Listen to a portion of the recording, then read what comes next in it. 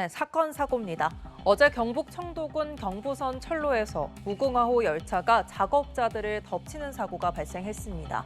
이 사고로 2명이 숨지고 5명이 다쳤는데요. 최근 폭우로 생긴 구조물 피해를 점검하기 위해서 이동을 하다가 변을 당했습니다.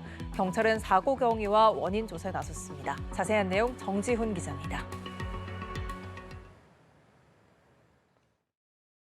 선로 옆에 쓰러진 작업자들을 현장에 도착한 119 구조대원들이 살피고 응급처치한 부상자들을 서둘러 병원으로 이송합니다. 오전 10시 50분쯤 경북 청도군 화양읍 남성현역 인근에서 작업 중이던 코레일과 협력업체 직원들이 무궁화호 열차에 치이는 사고가 났습니다. 이 사고로 작업자 2명이 숨지고 다른 작업자 5명이 크게 다쳐 병원에서 치료 중입니다. 당시 작업자들은 최근 폭우로 생긴 구조물 피해를 점검하기 위해 이동 중이었습니다. 10시 45분에 차단 승인을 받았고요. 저기 보이시는 저쪽 출입문으로 통해서 직접 문을 열고 입장하였습니다. 그리고 사고 발생 시각은 거기서부터 한 7분 뒤 52분으로 추정하고 있고요. 사고 열차는 동대구를 출발해 진주로 향하던 무궁화호 전기기차로 청도역을 향하던 중 작업자들과 충돌했습니다.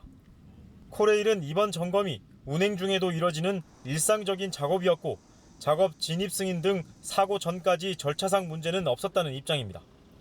그러나 사고는 작업자 안전을 위해 이동하는 통로인 노보가 아닌 선로 주변 위험 지역에서 발생했습니다.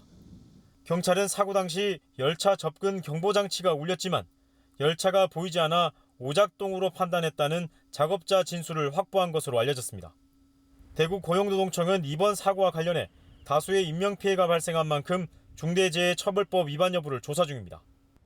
경찰과 코레일은 정확한 사고 경위를 조사하는 한편 작업자 안전규정 준수 여부도 함께 들여다보고 있습니다. 연합뉴스TV 정지훈입니다.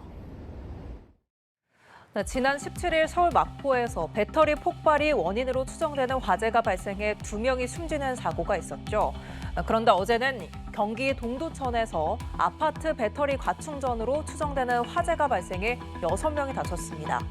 이 화재로 인해서 불은 집 내부를 모두 태웠고요. 또 불이 시작된 배터리도 이렇게 모두 다 형태를 알아보기 힘듭니다. 이처럼 일상에서 배터리 사용이 늘면서 비슷한 화재들이 이어지고 있습니다. 전문가들은 과충전되지 않도록 시간에 정해 충전하는 것이 화재 예방의 핵심이라고 조언합니다. 이 내용은 송채은 기자가 보도합니다. 새까맣게 그을린 방 내부에는 불길의 흔적만 남았습니다.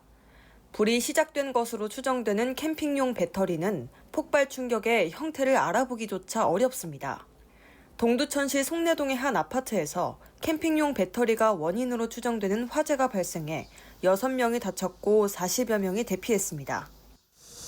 배터리는 한 번 폭발하면 창문 유리가 산산조각이 날 정도로 폭발력이 매우 큽니다.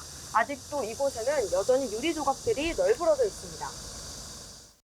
불과 이틀 전인 지난 17일 서울 마포구 아파트에서도 배터리 폭발이 원인으로 추정되는 화재가 발생해 2명이 숨지고 16명이 다쳤습니다.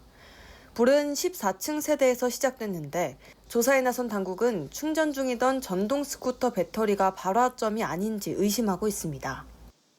이딴 배터리 화재에 시민들의 불안도 커지고 있습니다.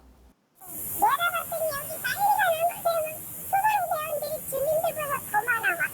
사람들이 얘기 지금 뭐 꽝하고 소리가 났다는데 그러니까 캠핑을 잘 다니거든요. 그런 건 조심하라고. 최근 5년간 리튬이온 배터리 화재 건수는 총 678건으로 해마다 100건 이상씩 꾸준히 발생하고 있습니다. 전문가들은 배터리가 과충전되지 않도록 관리하는 것이 화재 예방의 핵심이라고 강조했습니다. 충전이 완료되면 전원을 분리하고 잠잘 때나 외출 시 충전해두고 방치해선 안 된다는 겁니다.